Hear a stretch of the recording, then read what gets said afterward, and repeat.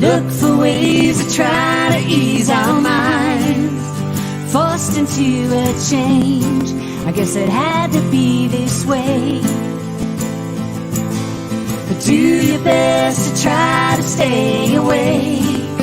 The day they closed the world, we all went inside, looking for the light. The day they closed the world, we all realized what it means to try. So hold on to the love, don't you be afraid.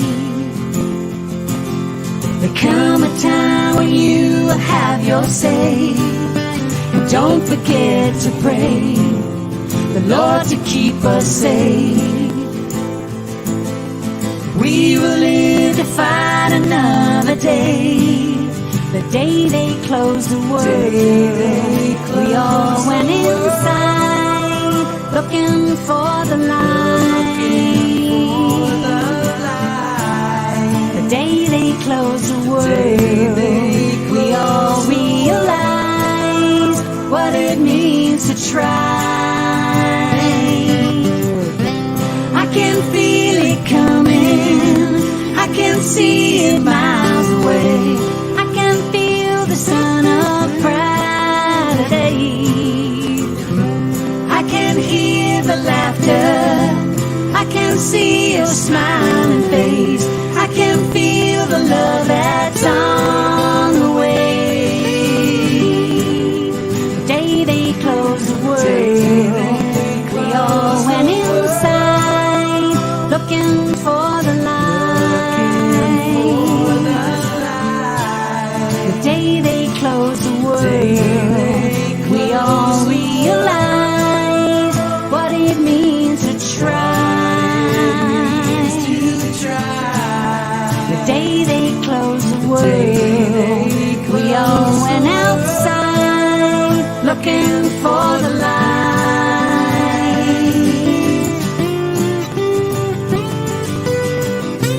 I can feel it coming, I can see it miles away. I can feel the sun of brighter days. I can hear the laughter, I can see your smiling face. I can feel the love that's on the way. I can feel it coming, I can feel it coming. I can feel it coming, I can feel it coming.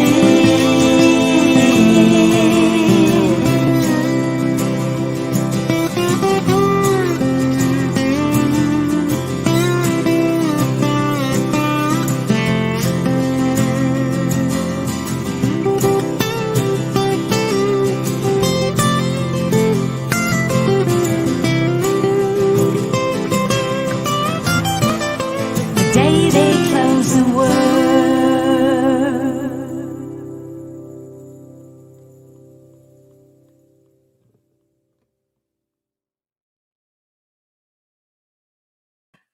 Good morning and welcome to Spirituality Gone Wild, and you are also seeing us live on Love Coach Academy, the Plow Zone radio show, Plow Zone Gone Wild, baby. And this morning I have an incredible guest with me, and I'm just going to give, okay, so you guys, it's been a while since I've interviewed. I've actually taken a bit of a hiatus, so I'm excited about this. So this is James, and he's a dynamic, hands-on therapeutic body worker, teacher, and a former Marine who has created a unique approach to be a cultivator of powerful body-centered awareness, self-awareness. Through his whole body somatic approach, James facilitates the integration of all of your life experiences, building a personal foundation which allows you to live a fluid and resilient life. James has been a body worker, since 2004, and he's been teaching somatic awareness for wellness and stress reduction, massage, movement, and meditation classes and workshops for over a decade. This is super exciting. I cannot wait. James, welcome to Spirituality Gone Wild, but really somatic healing, I am stoked about this. I cannot wait to hear all about it. But did I miss anything? My gosh, you've been doing this a bit. Well, I'm going to have to reread that description. I kind of like that guy. You like that guy? You know what? He sounds pretty cool too, right? Yeah. I think I want to go see him. Yeah, thanks for having me on the show. This is really exciting for me too. Not often I get to put my work out into the public in this way. I've, most of the time I'm spending working with people individually in small classes, small groups, that kind of a thing. So thanks for having me on.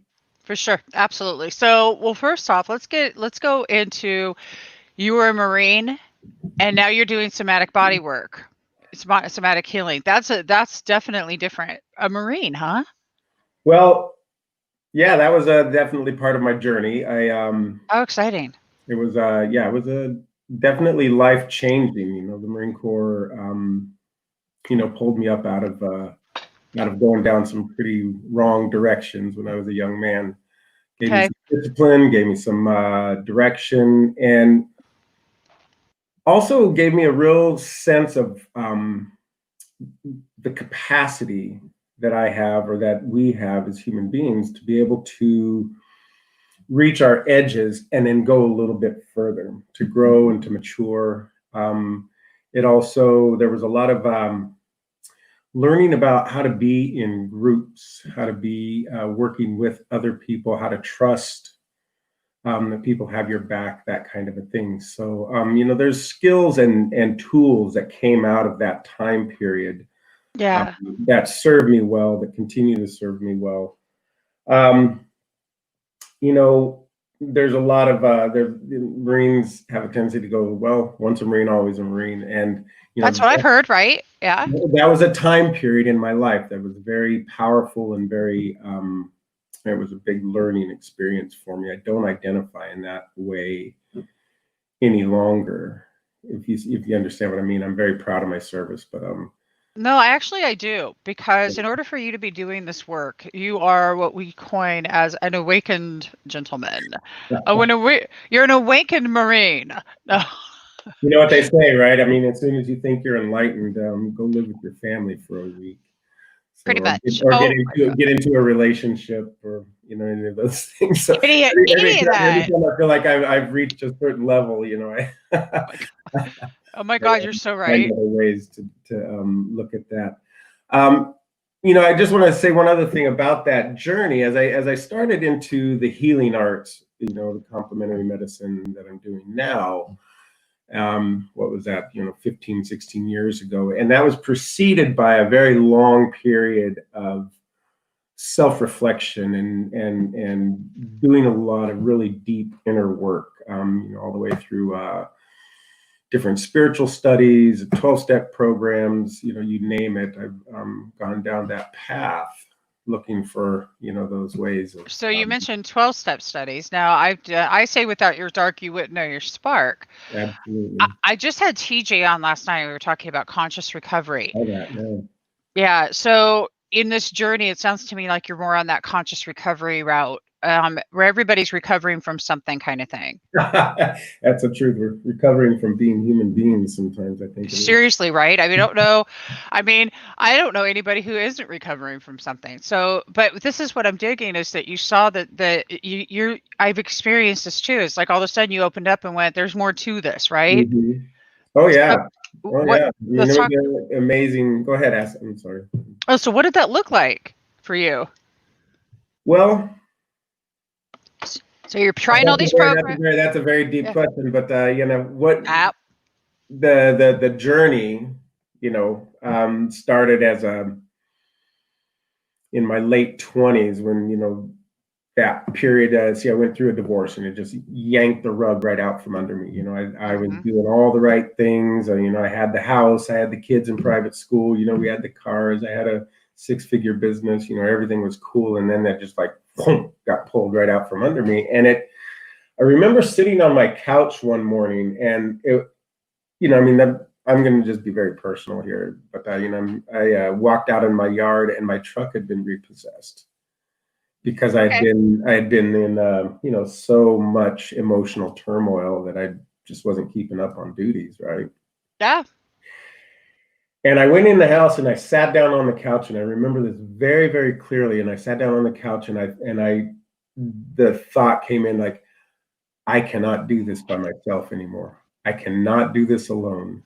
I cannot, and that was the first time that I really got an idea of, what some people call a power greater than yourself, or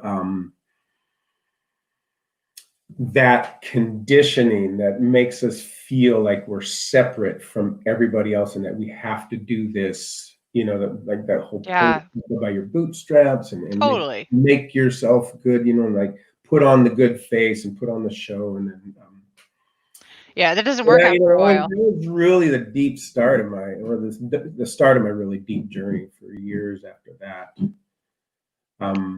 Which, like I said, led me into a lot of different studies, and before that, I'd been doing meditation and movement, and had been introduced to some pretty spiritual, esoteric kind of ways of thinking, Eastern thought and whatnot, from a very early age. So I had that. So who were your favorites? Mine was, when I first got started, it was Dr. Wayne Dyer. Who was one of your favorites when you first got started? Well, that is kind of difficult. Who I identify with a lot, or that has been a big part of my growth, even though he's not around anymore, is Alan Watts. He's rad. He was rad. And then there's there's people that follow that on and follow that support that kind of work from different perspectives. I'm sure you've heard of Fritjof Capra and the Tao of Physics and Web of Life. He's a systems theory man.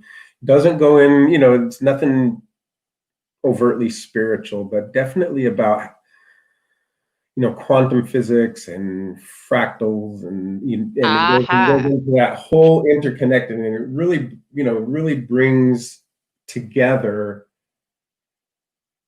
how we are not separate in a way that is, for me, fairly very understandable, and it's not couched in any sort of esoteric or nebulous terms. You know what I mean? Even though, if you could get your head around it, you'd be a better man than me. But I don't know if any of us can ever. I think that's why we're always seeking it. It's just and everybody's got their own perception. But the idea here is that, how do we live this human life easier? It's not, because let's face it, what we were doing before might not have been working. And if any of you watching have ever felt that way, like what you're doing isn't working, there are other tools. There's other ways to do this humanoid thing a little bit easier. There's practices, and this is what I get excited about when I get to learn about a new practice. Now, I know people who are into somatic healing, but I don't think I've ever personally witnessed it or felt it or experienced it. So I'm pretty stoked about this. All right. So you're going down the rabbit hole, and kaboom, all of a sudden you're like, oh, somatic healing. And this is part of you. It resonates. I want to talk about that. What is somatic healing? So I hadn't probably thought about, or really, it really hadn't come into my consciousness, the idea of somatic awareness.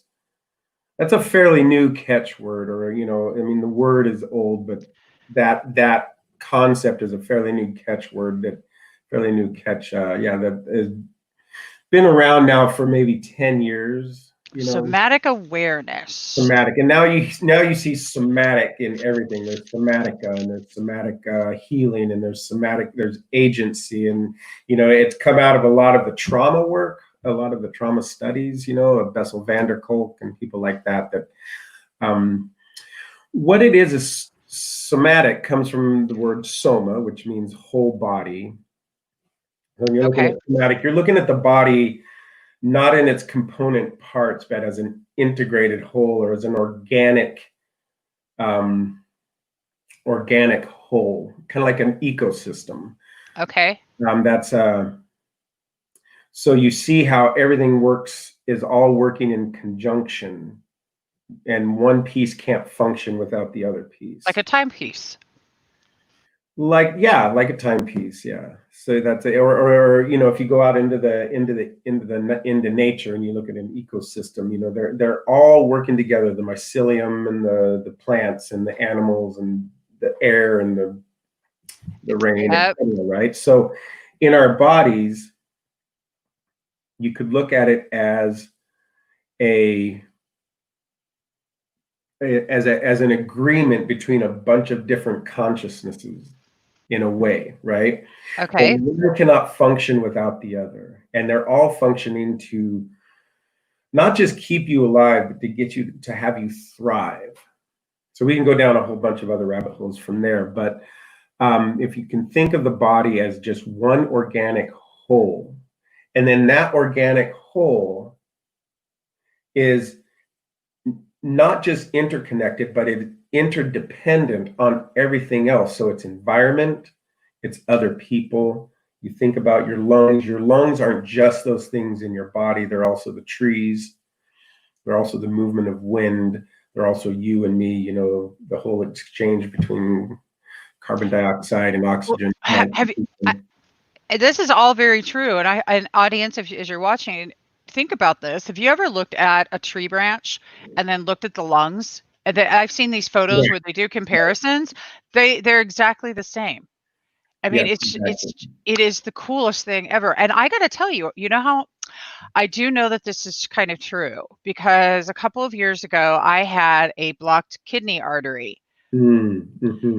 I was taking lisinopril for high blood pressure, and I'm not a big pharma person. And anyway, I got this blocked artery, and when I woke up from the surgery I went under, there was still this image up on the screen, and I said, "Oh, is that my tree?" It looked like a tree. And they said, "Well, no, that it was the arteries and everything else." It looked like the roots of a tree, though. I just had to, yeah. So yeah, we are definitely one and the same for sure. Yeah, if you start looking at the patterns in nature, and this is where, you know, fractals come in and things like that, you know, different bits like that, is you see how we're all put together. Everything is put together pretty much the same way, you know. I don't know if you know Paul Stamets. He does a lot of mycelium work, you know, fungal work, and he's got a couple of great talks. One of them that shows you mycelium networks through the forest, and then like the internet network, and then the cosmic network that's going on, and it's just micro and macro. What's his name? Paul Stamets. Very, very interesting person to look at, and yeah, an amazing person. I had to write that down because I just had to check that out. So you're down this rabbit hole, and you're discovering this new somatic healing, soma meaning the whole body, the organic whole. We're relating this to the whole of an ecosystem. So now we're talking about the ecosystem of our body, but I also heard you say that we're talking about everything also affecting that, the environment, the people, everything. Right. So here's a big part of my work is movement. Okay. So I ever since I was a kid, I was deeply into my body for a number of reasons, and I just had this feeling, and I was this paying attention to what was going on inside my body, how I moved, why I moved certain ways, and I didn't have the words to put to this. But I started out, you know what I mean? I've been wrestling ever since I was in second grade, for instance. And I grew up in Alaska, so we were outside and skiing, and you know, just. You grew up in Alaska? Yeah, so that's one of my. That's like kind of like for real. That's for real. It was cool. Oh my God, how rad that! It was a very, very, very cool place to grow up. I mean, so oh my God, I can't even imagine how cool that was. I grew up in Southern California, but Alaska, I mean, heck, I want to go there someday. You know what? Did you see it? I know you saw that movie, Into the Wild. I love that movie. Not to just and a tough way to go, unfortunately. Well, actually, I mean, kind of like he lived his dream. I mean, Oh, there's yeah. such a Yeah. moral factor in Yeah. that movie, and Mhm. Eddie Vedder does all the music on the soundtrack, so that always makes me happy. Let me tell you what. Can't go wrong with that, right? No, you can't, you know? So if anybody's So, curious, Eddie Vedder is Pearl Jam oh. for all you little pumpkins out there. Do you realize like Pearl Jam's we're aging ourselves with Pearl Jam? Exactly. Now Well, I want you to feel that. Age yourself with Pearl Jam now. yeah, it'll be No. elevator music, you know, when Right? Oh my god. so, Anyway, so yeah, back to you. where I was going with that is that, you know, I've been always very deeply curious and interested in working with my body. And, you know, one of my first career choices was to be a chiropractor, Oh, um, okay. which life got in the way and didn't go that way. So I didn't become an actual body worker working with the body until I was 40. So Okay. now I'm aging myself. So that curiosity had me looking at how I moved, why I moved that way, and how I could change it to make it better, to be to grow in that way. And so when I got into body work, it was just this natural connection. And I finally, you know, there was that feeling of like, oh yeah, I found what I want to do. And the breadth of that study is amazing because you can go down so many different ways with that, you know. Yeah. And as I continued to grow, you know, study and grow in that, I began to run across people like Moshe Feldenkrais and Jack Painter and, you know, various, you know, Liz Halprin, you know, down there in Marin, you know, these people that understood the body the way that I understood the body, but had these great ways of describing it. And so there was a lot of what's the word? You know, validation in what I was doing. So that Validation or confirmation? confirmation. Confirmation. Yeah, yeah. So yeah, confirmed what I always felt, but didn't How really have the cool. words with to talk about. And when you know, a lot of times when you talk to other people about those things, they're like, "What are you talking about?" Yeah, they look at you cross-eyed like, Yeah, you know, I mean, and so I don't want to get too far off, but you know, we're coming from the somatic, whole body, organic, paying attention, right? So this idea that you can grow and mature for the rest of your whole life, right? We start out not as blank slates, but we start out with these nervous systems that are ultimately trainable. Okay, we're not already imprinted with a huge amount of instinct. I know there's going to be a lot of debate around this, but we're not like you know, when a deer is born, within a couple of hours it's up and walking and nursing and, you know, very quickly becomes self-sufficient. A human being, huge gestation period, then this huge dependency period, mhm. which is a double-edged sword, right? So we can learn things and continue to learn things that other species can't. And we also have this self-awareness, which is another thing. But and that system, our system, can be imprinted from a very early age, whether it's right or wrong. It can be very imprinted with ways of doing things, ways of moving, ways of thinking, right? Behavior, all of, you know. So coming from that, one of the main things that trains that is movement. We are very movement based. We're a very movement Okay. based species. So we're not like a tree stabilized. Our perception of life and our perception of self and our perception of others is largely based on movement, on how Okay. and what we learn in that. So we watch other people and we move the way they do. We learn how to do things that get our needs met, right? We Totally. learn to do things that keep us safe in a group, because Yep. that is sort of very human, kind of, if you want to call it instinctual behavior. That is, be safe in the group, be part of, don't go outside the pale, right?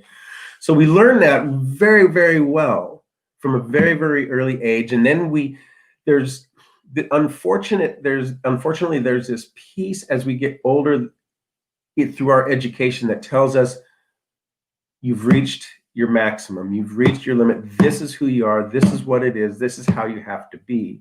And so we just kind of go, okay, I feel a little bit fucked up most of the time, but this is the way it is, So at 52, oh my God, can I tell you, I've been feeling like I'm gonna just be real, because I'm a great guinea pig to Mhm, experiment with. Believe me, I'm on the computer all the time. I mhm. don't know. I mean, I am literally, and all of you watching me know I'm on this all the time.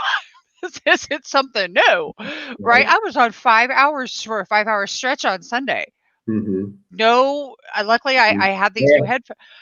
So that idea that, oh my God, I've hit 52. This is it. My body is just like, I move it that way. It doesn't like it like that anymore. Yeah. Mhm. It's not liking it.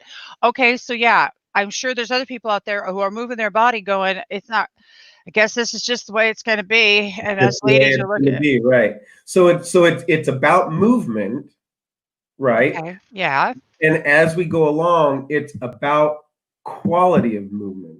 So yes, as we age, there are things that come up and limitations and injuries and different things like that on that physical level, but that doesn't mean that we stop learning how to move and pay attention. Okay. So for instance, if you think about how you chew and swallow, Hmm. that's something that's learned. I mean, there's some automatic parts to it too, but there's some learning that happens by watching other people, what kind of food you eat, et cetera, right? And what Hmm. you grow up with. How often do we pay attention to something like that? How often do we pay attention to how I'm sitting in the chair? How often do we pay attention to what hand I use predominantly for anything? You know, so Hmm. it's like Yeah. So you're saying like when you yeah. start paying attention to that, Hmm. it doesn't necessarily mean that it's bad or that you have to change it. It's that awareness is what's going to te- teach you how to do something different, so that when you're in a different kind of situation, you have more capacity, you have more tools available, you have more choice available to you. Yeah. you know so if you are sitting in the chair all the time and you're not taking the time to move and explore that movement, try to Hmm. understand why it hurts there, how does it happen, get up, explore it. Doesn't mean like these big huge heavy workout routines. It means exploration. And if you ever come to one of my classes, that's what it's about. It's about exploration. It's about just feeling and breathing into your body in various ways to try to discover what's going on. It's learning how to learn, right? So Learning how to that's learn. one of the things that's faulting in our culture, is that we don't teach people how to learn, how to keep learning for the rest of their life. So anyway, that's what my bag is right now. And when the more you have available, the more capacity you have available to you, the more resilience you have, the more confidence you have, the more discernment that you have. So, I call it, I call it, it's not my term exclusively, but somatic awareness. So Hmm. the somatic part we've talked about, there's that whole body, organic, interconnected, not even separate from the environment that you're in. It is part of the environment. We grow out of the earth. We're not born into the earth. We grow out of that. It's an organic piece. Okay. The awareness is conscious knowledge.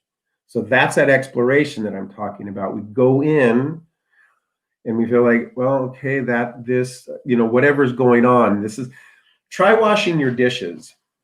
Okay. And when you wash your dishes, notice what hand you use predominantly to use with the sponge or rag, and which hand you use to hold, and then change that. Oh, you want me to go from my right to my left? Just change that. You know what I mean? Just change it and pay Just attention to change what it. happens. Just change it and pay attention to what happens. Um, Well, I have an experience where I broke my arm and I had okay. to. Yeah. And so you're forced into it. You're forced into having to figure out how to do things Mhm. with the arm that you're not used to. Mhm. Yeah, and so when we do that, are we retraining it? Is that what we're doing? Yeah, you're giving yourself more access to the larger capacity in your body. There's a you could say retraining, reprogramming, but you're also laying down new pathways, No joke. kinesthetic pathways or neurobiological Yep. pathways. So you can fire things at different times. So this finger right here, I put that in front of it. This finger right here, as I'm going along, Follow with finger. it's starting to get numb, right? It's starting to get numb up towards the tip. Okay. And I've been paying a lot of attention to that because I've not ever had an injury in that finger. What it is this finger, this index finger, does a lot of work and has been doing a lot of work for 55 years. And I think it's just kind of getting worn out. So the things that I do with this, I'm trying to learn how to do with this. And Okay. it's really interesting, to go into those same kinds of things. So we have the whole body piece, we have the conscious knowledge piece, which is just simply learning how to learn, going into the body, feeling what's happening in there, seeing if there's a different way that you can do something, whether it's walking. So I'm a big proponent of barefoot. I like you. I like you. I can't stand shoes. I'm sorry. Yeah. Well, I can't. here's part of that idea, right? Is that we have a foot problem. We go to the podiatrist or the orthopedics, and we say, well, I've got this foot problem, and they're saying, well, all right, let's see if we can give you an insert or give you a different pair of shoes, or let's try to figure out why your foot isn't working in a shoe. But very seldom they're going to tell you stop wearing shoes. No, they're not going to tell me that. No, So definitely not. you're trying to fix a problem, right? Yeah. That's based on something that's already a problem. Right? Wearing shoes is not human nature. It's not it's not the best for our body. I mean, yes, now we're working on cement and inside and in dangerous situations. So yes, you got to have some kind of protective covering, but that's all artificial, right? Our bodies are built to be on the ground, outside, rolling, crawling, and jumping, and just moving naturally within the capacity of your body. Mm-hmm. So, I'm a big proponent of like, get outside, get on the beach, get out on the lawn, walk in the woods, I take long walks out in the woods and on the beach barefoot. And some of it is just to keep my feet on the ground and what that does. So I feel like I'm jumping around a little bit. So I'm going to go into this. Not long ago, I was in Berlin, and I was at the International Fascia Research Congress. Okay. And there was not remembering his name right now, but he's a researcher, and he researches feet, and he goes all around the world. He's an anthropological studies, and that's like taking foot fetish to a whole new level. Well, just saying. It actually could make foot fetish a really more fun thing, I'm sure. I'm imagining so. Can you imagine he's got one? No, just saying. So, he has this, you can look up the book. It's Barefoot Running. Barefoot Running. Oh my God. I think his name is, I'm trying to remember what his name is. But anyway.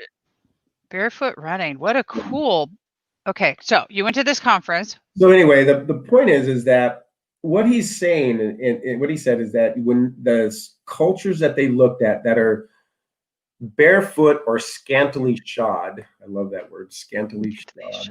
Scantily shod. Anything with scantily in it. Scantily. It's Um, scantily. That's cute. I like that. Scantily. Scantily shod, yes. Scantily. There is the variation between arch heights is much, much narrower than it is in cultures where we wear shoes. So there's less propensity towards flat foot or these high arches. They're all more even. And the foot muscles are really well developed. They're strong. They can really ground in. They can feel what's going on. So that's one part, right? Of like just strengthening your feet and having good arches and good support. I mean, your feet are the things that are right on the ground that are starting, the foundation of your walking and being. We can go through different parts of the body and why they're foundational as well. Well, my feet, for instance, I like you brought up feet. So I've had foot drop and I've had foot surgery Okay. from neuropathy. Yeah. I don't have the diabetic neuropathy. I had a different neuropathy, which I've been working on healing naturally now for 5 years. Excellent. Okay.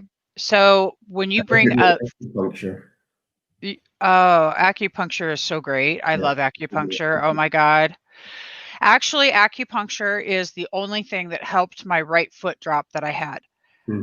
Foot drop is when your foot just stops. You can't move it up or down. It literally, you have no control. You can't do anything. It just stopped movement. And so, different things like that. they would put the electrodes into my foot and then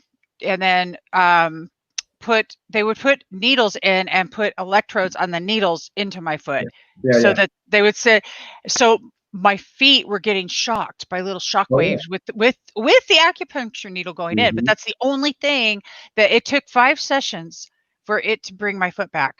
Excellent. It's amazing. Yeah. But our feet are. And so what I find is I have a really hard time with shoes now. Because I had surgery on my left foot. So now, going out to the grass or trying to find shoes that are comfortable to walk in when it just is so much more comfortable for me to just be in bare feet. Yeah.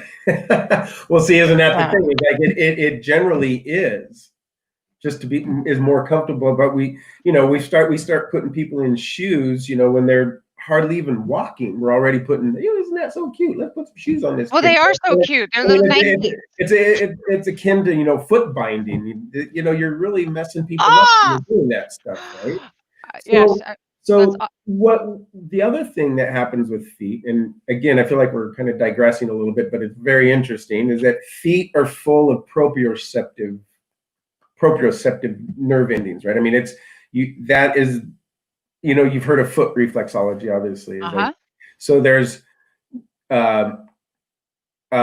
correlations between different points of your feet to different organs and different parts of your body. But that aside, just feeling just having your whole foot on the ground sends messages all through your body of how you're working with gravity, the rotation of the earth, with unevenness of the ground, and it informs and educates your body. So when you're doing that, when you're walking bare feet, especially on uneven ground and in various environments, you're learning about your body on that level that is very not subconscious, but it's sublingual. There's no actual language for it. It's a non-verbal language. Okay. And that's the other part about this work, is that, if you think about the famous analogy of the iceberg, and there's like the 10% that we're conscious of. Yeah. And then everything else that's going on. And this work is a way of uncovering that part of us that we don't normally see or pay attention to. So, walking on the ground barefoot, moving your body and exploring the different things that are happening in your body, exploring the sensation in your body. So when I say sensation, you can call it feeling or felt sense. Again, not all these are my words, but that you're looking at heat. Yeah. You're looking at temperature, you're looking at sense of contraction, vibration, that idea like the pit in the stomach, or the throat is closed off or open, and you're working with those sensations without putting a bunch of story to it. I love that. So when I've done a lot of work with people that have come from like ex-combatants and people that were in prison and tortured in Palestine, for instance, and Wow. People that have been shot and sexually abused, long-term, short-term. There's another whole conversation about trauma, whether it's like this long sustained kind of trauma, or whether it's like it's one time kind of trauma. But for years I worked with people and we talked about the story. There would be this whole questioning time, this whole interview time. Okay, what's going on? How is your relationship with your parents? What happened? What are we looking at? Da, da, da, da, da. And then it would get to, how does that feel in your body? Mm-hmm. And then that's where the work would really start, and it created these huge kind of cathartic events. And not saying that none of it was any good. I'm not saying none of it was bad, but it wasn't a sustained change with people. And what I found is people would come back so that they could get this cathartic event, right? Because it gave you like this endorphin rush. It gave you some freedom for a minute, and it kind of gave you this idea that you're really doing some work. And then they would go out in the world, and a few days later be like, oh God, I feel like shit again. You know what I mean? What's going on? So I began to just really pull back from that and just really pay attention to and work with people in a way of like, what's going on in your body? Let's just go to that. Let's just go to, I don't want to hear, and I do want to hear, but I love this. I don't want to focus in on like, I'm sad, I'm depressed, I'm angry, or my mommy did this, or this happened to me. What I want to focus on in the here and now, what's going on in your body? And then how can we learn to self-regulate so that we can be at choice, self-determined, agency, all those words that are being used out there. So self-sourcing. So when you get on the ground and you start listening to the proprioceptive information that's coming in, the introceptive information, interoception is what's going on inside the body. Proprioception is basically where you are in time and space, movement-wise, not always. Right. But when you start paying attention to that by using things like breath, awareness, mindfulness, awareness, and I don't mean just sitting down in a dark corner and that way. I think that's a great way to. I love that. I'm a long time Vipassana meditator, so I like that, going in and stillness and sitting for long periods and just paying attention to what's going on in the body. But that's not the only way, and it's not always the best way. Right. Especially if somebody's in like serious. In a serious, what's the word I'm looking for? If they're in a state of, I'm sorry. Love the dog. Yeah, when they're in a serious a serious state of conflict, it's not always the best thing to go in and be quiet by yourself in a or 10 hours of meditation and seated meditation. I don't know if I was in that state, if I could get to go into a meditation. It's not always psychologically the best thing. No. Walking in the woods, walking on the beach, moving, breathing, something that is really exercising the body in that way. So these techniques, like I said, breath work, movement, like the movement with awareness, not not simply just going out and working your body, which is another great thing to do too, get those endorphins going and take Get you off of things. And what else did I say? And touch. So touch is one thing that doesn't get talked about a lot in these modalities, I don't think, because part of it is really cultural. Touching is something that is often kind of looked at or felt as invasive or overtly sexual, or we don't really get touched in a healthy way. We don't touch ourselves in a healthy way. So I just had a class the other day, and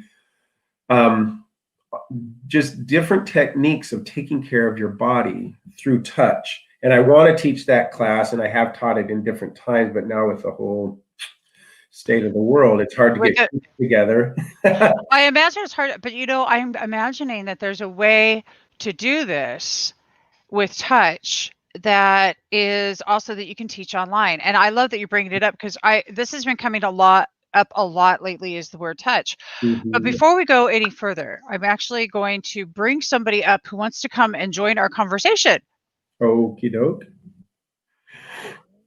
Oh, Scott. Oh my God. How's it going, James? Really good, man.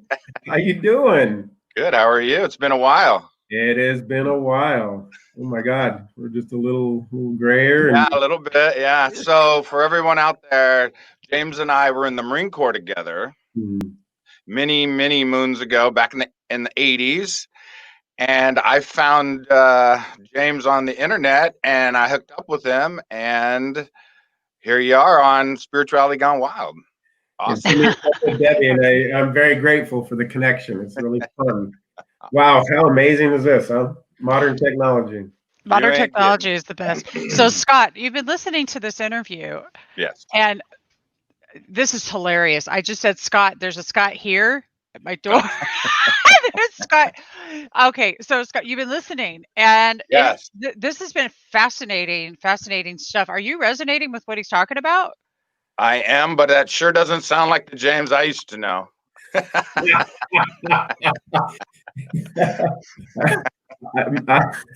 Yeah, let's not talk about that.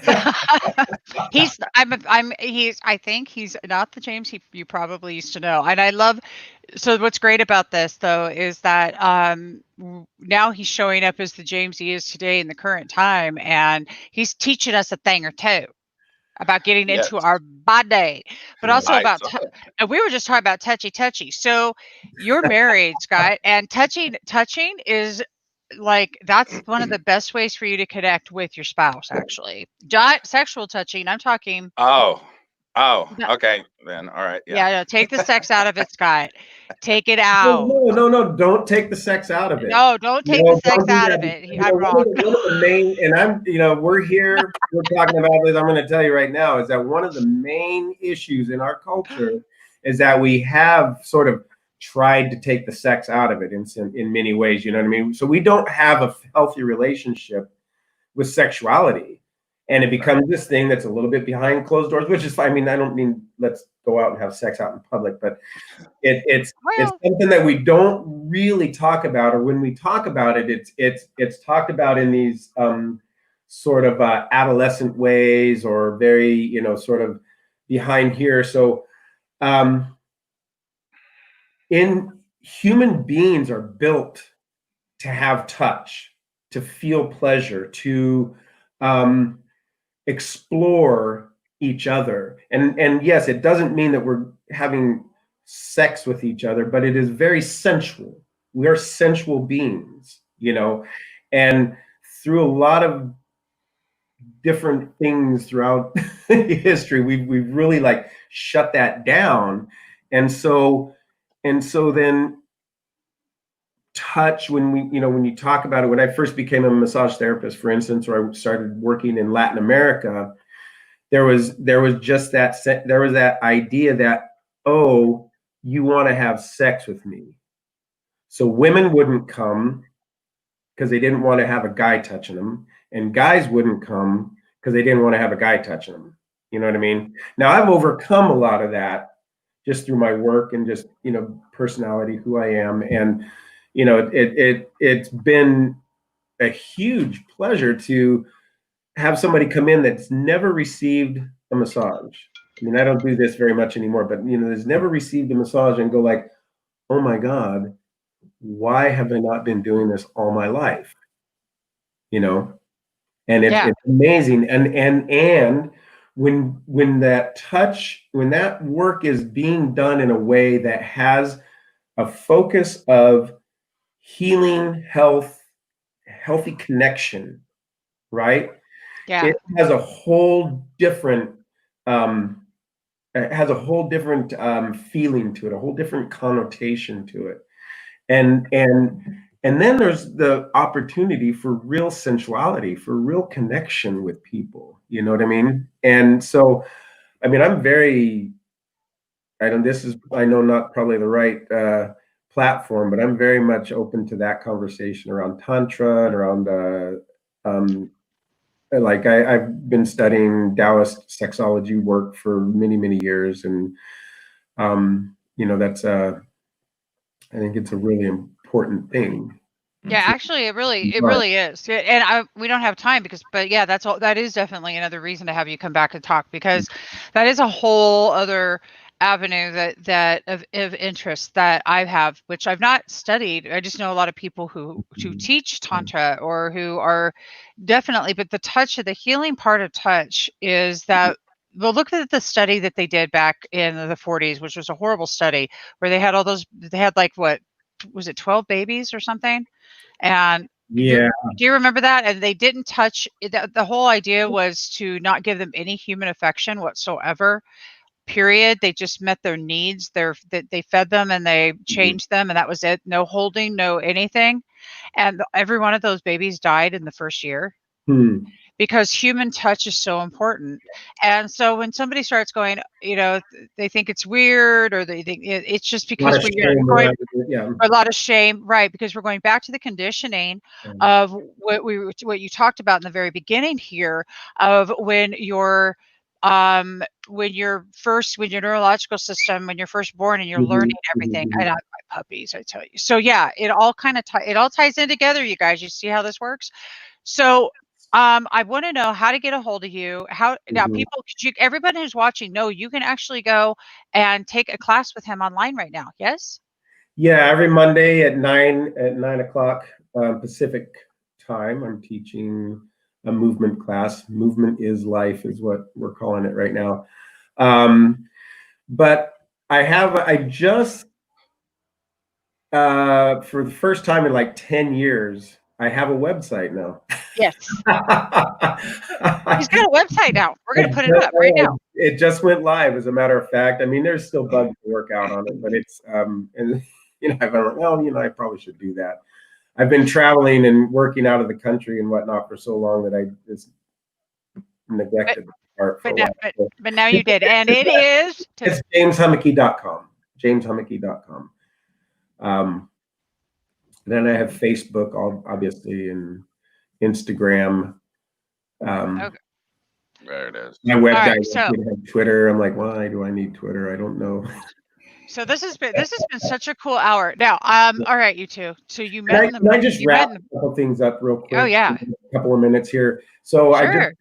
We're looking at the body as a holistic organism, and it's interconnected with everything part of, and that conscious awareness, conscious knowledge of how we're moving and whatnot. And the ways of getting in there: breath, movement, touch, and mindfulness. So that in the touch part is where we actually begin to feel that we get to embody. Does that make sense? That we get to embody below the level of consciousness what it means what it means for that to be a permeable organism. That connection, people call it energetics, they call it a lot of different things, but our bodies right now, we're all resonating with each other. Our bodies are coming into coherence, and things like touch, we can deepen that connection and that understanding, and that can be therapeutic, sensual. I mean, it can be all the different ways, consciousnesses that you might bring to that kind of a thing. So, yeah. That is super exciting. This has been the coolest hour because I've learned a lot of stuff I didn't know. And I always love learning stuff I don't know because there's so much more to learn. Mm-hmm. So if you're just tuning in, make sure you go back to the replay and watch this all over again so that you can get an idea of doing something a little bit different. And actually, that's really what this is about. Mm-hmm. Doing the opposite, using the opposite hand, doing the opposite. I mean, use the opposite hand. That didn't come out right. That did not come out right, did it? No. I did not. No, it's great because I tell people it's like you think you got it all together. Try wiping your butt with your other hand. You know what I mean? And ain't that the truth? You're going to get some poo on your finger, I guarantee it. But you're going to learn something new, and you're going to learn something new about yourself. And I just going to mention this and making a little plug, I guess. But I have right now, if you go to my website, I have free 30-minute session online with me if you want. There's a form there. There's a little button to click, and we can talk in person. Please go fill that out, everybody. That is seriously awesome. And the website's right here below. Mm-hmm. It is okay. That's where you go. And yep, right there. And you guys need to go and fill that out and get a free session. Oh my God, that's awesome. Seriously, you are a wealth of knowledge. So grateful and just like astounded to see you, man. Been what? Thank you for this connection. No shit. So when did you get out? When did you get out of service? 87. Oh, okay. I got out 86. Yeah, I think you were out about a year. Yeah, that's right. Yeah. Yeah, I've hooked up with Glass. Remember what? He freaking drove here from New York and stayed here for about 3 or 4 days. I have some stories about him. Oh my God. Yeah, he went into Blackwater. No shit. Oh, yeah, he went to Blackwater. No. And I hooked up with Tim Helton. Yeah, we've talked. Robert. Who else? Did you ever hook up with Yelich? Yelich, yeah. So I'm in touch with Ortiz. You remember Ortiz? I haven't seen Ortiz. No, I'm connected with him and his family. Yeah, down in SoCal. Oh, nice. Well, Joe Segura lives like 15 miles from me. Oh my God, that's amazing. And Joey is doing the same thing Joey has always done. Nothing. Oh, that's amazing. That's amazing. Poor Joey. Well, sorry, Joey.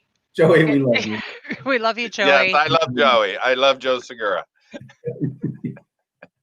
But yeah, we did some stuff. We traveled to Okinawa. We went to Korea. Mm-hmm. We did a lot of good Marine Corps infantry training. And I just asked James, how do you go from the Marine Corps?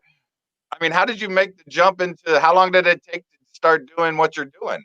Well, it went from. Well, see, I didn't actually start into the bodywork piece and into the more like the healing arts piece until I was 40. So I've been doing this about 15 years or so.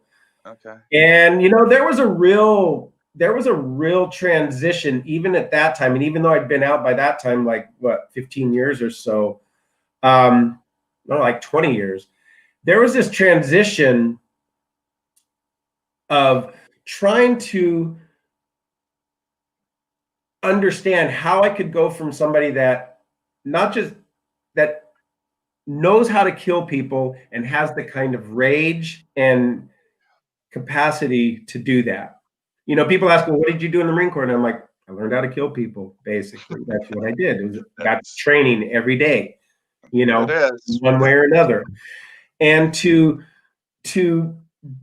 bring those two pieces, like going into a healing place with people, it was like that part took me, I would say 7 or 8 years to finally get comfortable with that. And part of my strength when I work with people is that I do know that piece and I accept that piece about myself, that I'm a human being and I have that capacity to do that.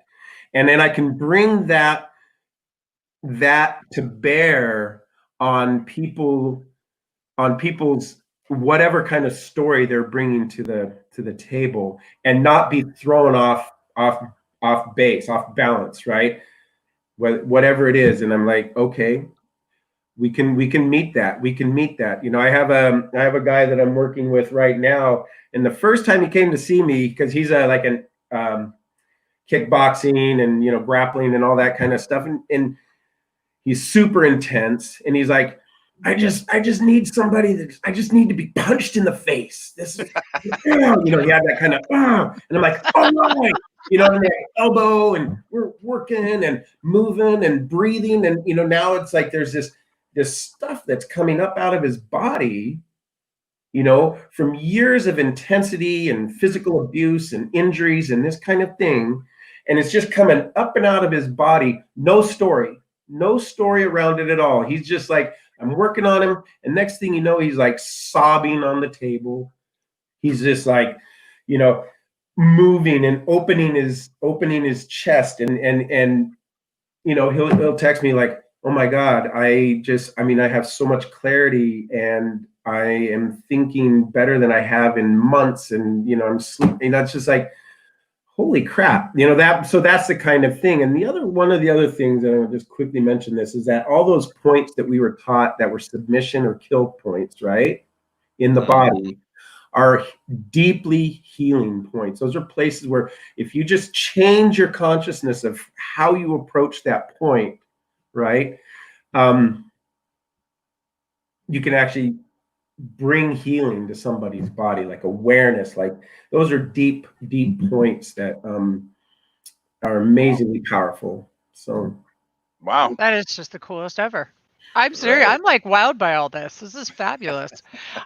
How we turn what we think is not for our good to our good, and yeah, use your points to kill for good. I mean, that was rad.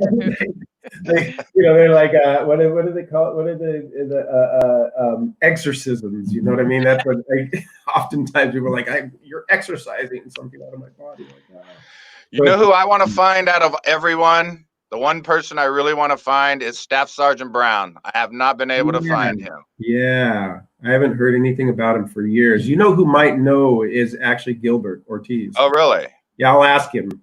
Yeah, I would love to even speak to him for a minute, because that guy changed. Oh, yeah. I know he changed my life, and I know he changed your life for the better. But man, it was probably one of the best experiences of my entire life. But I'm glad I'm not in that anymore.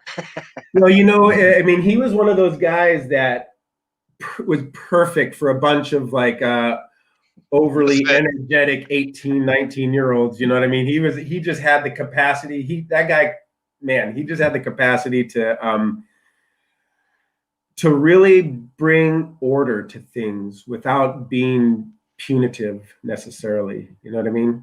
Yeah. Even though there was the fact is, I have pictures of you and Gayu, I think it is, tied to that laundry post in Okinawa. One of my favorite pictures. I actually have one of those too. I can't even imagine. You were tied up to a laundry post? Short story. I stayed back in Korea. Everyone else came home from Korea to the Japan, and me and about 5 or 10 guys stayed back. And Staff Sergeant Brown gave me $20 to buy a bunch of the little Korean liquors, little different ones of all the different ones. And I brought him back about 3 or 4 bottles, which was about $4. And he wondered where the other $16 went. And I spent them on not really good things over in Korea. And so, for we always went through a kangaroo court, which meant Staff Sergeant Brown was the judge, the jury, and the executioner. So I don't forget what guy you did, but I know what I did. And always doing something though, man. That guy. and his never mind. I'm gonna go there, but We had some good times. Let me tell you, we had some good times. And you got tied up. You were because you were bad by I was bad bad, things. so they tied us up Bad. with wire, and then we had to God. get ourselves out. Oh, Yeah, that's that was funny. Well, I mean, just God. to make it fair, I was kangaroo courted for some other kind of thing, and you know, I had to run the gauntlet down the squad bay, and I was put in a we call them fart sacks, but they're mattress covers, and thrown in the shower. So you know, I had my turn at that too. Yeah. Oh, that's Good time. beautiful. Oh, you Good guys have. time. Good Oh, time. all right. So for everybody who's just now signing on, you can work with James directly by going down to this website and booking a free half-hour session. If you've missed this show, go back to the beginning, watch the replay, so you can learn how to get into your body and start listening to what it's trying to tell you, and then do the opposite. Just knock it up. Anyway, all right, everybody. So peace out. I'm going to end the broadcast because we are over the hour, and I love you all, and catch you all later on. All right.